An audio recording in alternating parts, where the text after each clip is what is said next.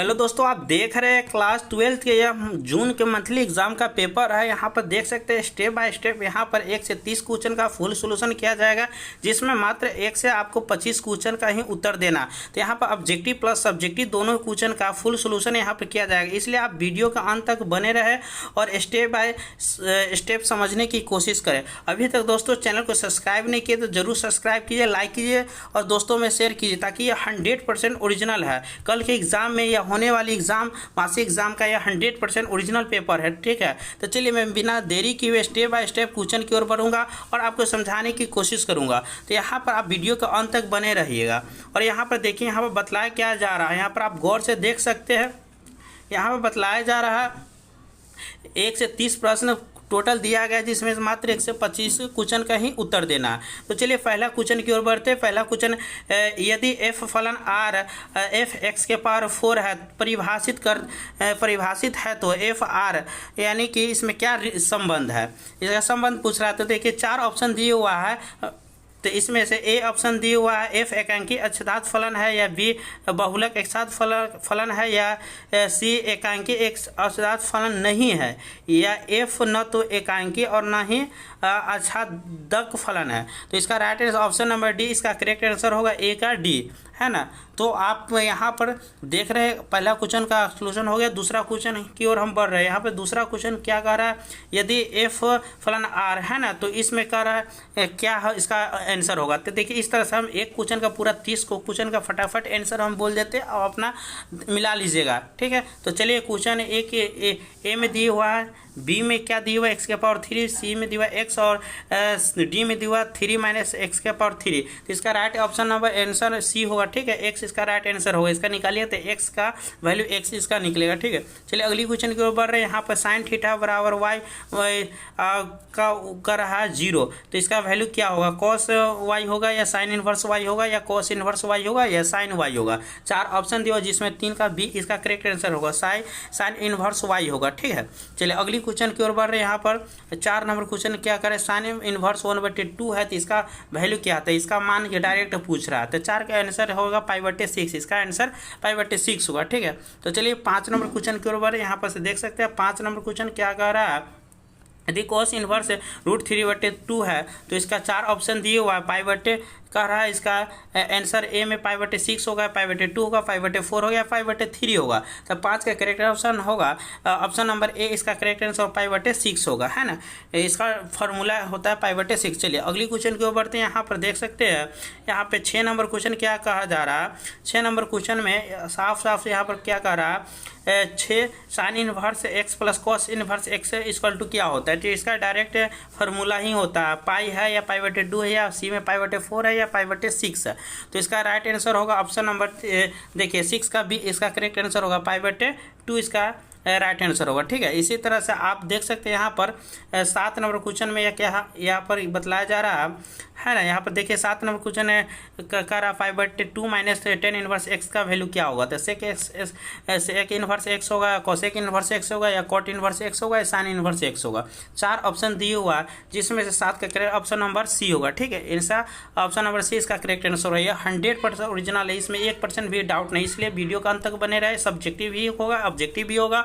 और वीडियो को अभी तक सब्सक्राइब नहीं, जरूर सब्सक्राइब कीजिए, लाइक कीजिए, है ना। इस तरह का वीडियो मैं हमेशा लेकर आता रहता हूँ। सबसे पहले आपको यहाँ पर वीडियो इस चैनल पर देखने को मिलेगा, इसलिए इस चैनल को सब्सक्राइब करके रख लीजिए। ठीक है, ताकि हर वीडियो सबसे पहले आपको यहाँ पर मिल जाएगा। चलिए 7 नंबर का क्वेश्चन क्या होगा, π/2 माइनस tan इनवर्स x का वैल्यू पूछ रहा है क्या होगा। तो 7 का करेक्ट ऑप्शन नंबर सी होगा। ठीक है, 8 नंबर क्वेश्चन है, sine inverse 1/x equal to क्या होगा। तो देखिए 4 ऑप्शन जो कॉस इनवर्स है, बी में कोसेक इनवर्स, सी में tan इनवर्स और डी में कॉट इनवर्स। 4 ऑप्शन दिया हुआ था, 8 के correct answer option number B होगा। ठीक है, ऑप्शन नंबर इसका बी करेक्ट आंसर होगा। चलिए अगली क्वेश्चन के ऊपर है। यहाँ पर देखिए 9 नंबर क्वेश्चन क्या बताया जा रहा है। यहाँ पर 9 number question, cos inverse x plus cos inverse x minus x equal to क्या होगा। तो 0 होगा, पाई होगा, या π/2 होगा, या π/6 होगा। 4 ऑप्शन दिए हुआ है, तो 9 का correct answer option number B होगा, पाई इसका करेक्ट आंसर होगा। ठीक है, चलिए 10 नंबर क्वेश्चन है, tan इनवर्स 1/x का वैल्यू पूछ रहा है क्या होगा। ठीक है, यानी कि 0 से अगर x बड़ा होगा तो ए में cot inverse A 1/x minus cot inverse x, C में है कॉट इनवर्स एक्स, डी में है सेक इनवर्स एक्स।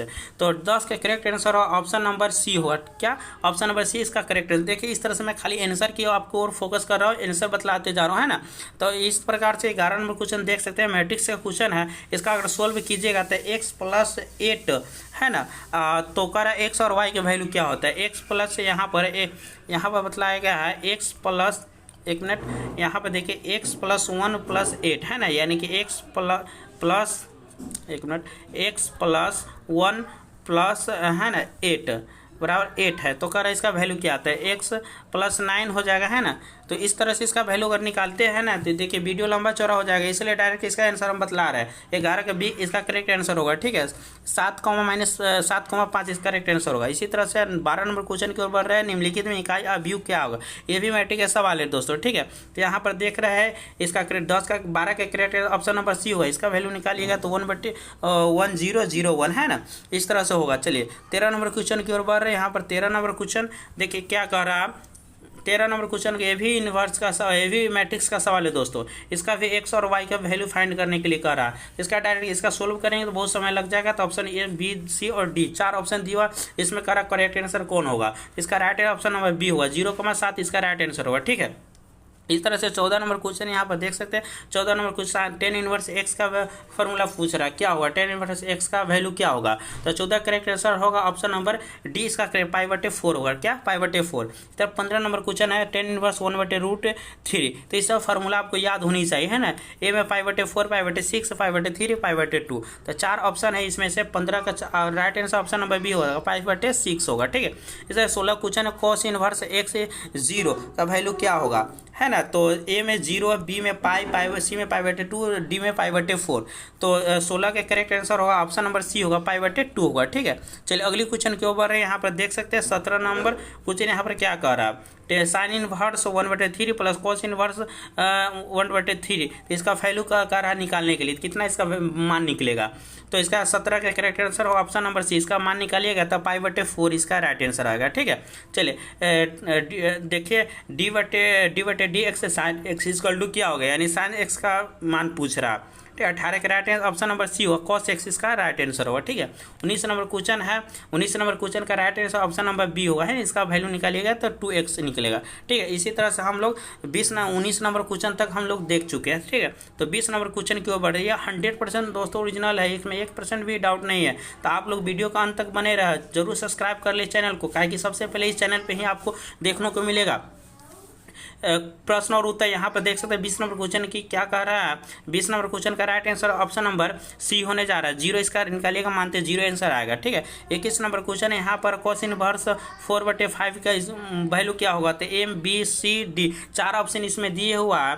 तो एक इसका right answer option number A, इसका वैल्यू अगर निकालते हैं तो इसका right answer option number A आएगा, साइन इनवर्स 3/4, ठीक है। इस तरह से हम 22 नंबर क्वेश्चन के ऊपर वास्तविक संख्याओं का समूचे आर पर जोड़ के लिए तत्समक अव्यय क्या होगा। तो 4 ऑप्शन दिया है, 0, 1, -1, इनमें से नॉन ऑफ दीज, यानी इसमें से कोई नहीं। तो 22 का correct answer option number A होगा, है ना। इसका वैल्यू निकालिएगा तो 0 इसका आंसर आएगा, ठीक है। इस तरह से हम लोग 23 नंबर क्वेश्चन की ओर बढ़ रहे हैं। यहाँ पर देखिए 23 नंबर क्वेश्चन क्या कह रहा है, ठीक। 23 नंबर क्वेश्चन का रहा है, यहाँ पर देख सकते हैं 23 नंबर क्वेश्चन का रहा 5 का योज्य प्रतिलोम वास्तविक संख्याओं का समूचे आर में क्या होगा। तो -5 होगा, बी में 1/5 होगा, सी में -1/5 होगा, डी में 25 यानी 25 होगा। तो 23 का करेक्ट आंसर होगा ऑप्शन नंबर ए होगा, ठीक है। -5 इसका राइट आंसर होगा, इसका निकालिएगा तो ए होगा। चलिए 24 नंबर क्वेश्चन की ओर बढ़ रहे हैं। 10 = x है ना, थीटा का वैल्यू पूछ रहा क्या होगा। तो 10 थीटा में x दिए हुआ, तो थीटा का वैल्यू बतलाइए। तो 4 ऑप्शन दिए हुआ है, जिसमें 24 का correct answer option number C होने जा रहा है, ठीक है। सी इसका करेक्ट, 10 इनवर्स x इसका मान निकलेगा, ठीक है। चलिए इसका डायरेक्ट फार्मूला ही होता है। 25 नंबर क्वेश्चन इसमें थोड़ा डाउट है, इसको रहने दीजिए, कहाँ की मात्र आपको 1 से 25 ही क्वेश्चन का उत्तर देना है, इसलिए। चलिए अगली क्वेश्चन के ऊपर बढ़ते हैं। यहाँ से 28 नंबर क्वेश्चन देख रहे हैं। 10 इनवर्स 1/3 प्लस कॉट इनवर्स 1/3, इसका वैल्यू निकालते हैं, इसका आंसर आएगा π/2, ठीक है। चलिए अगली क्वेश्चन 29 नंबर क्वेश्चन है। Sec inverse 2 plus cos sec inverse 2, इसका वैल्यू निकाल दिए। 4 ऑप्शन 2 π/2 0, 4 ऑप्शन दिए, इसका right answer option number C होगा, π/2 इसका करेक्ट आंसर आएगा, ठीक है। इस तरह से हम लोग 30 नंबर क्वेश्चन की ओर बढ़ रहे हैं। 30 नंबर क्वेश्चन यहाँ पर देखिए क्या कर रहा है। Sine inverse 1/10 plus cos inverse 1/10 है। तो ए में पाई, बी में पाई/2, सी में पाई/4 और डी में पाई/6।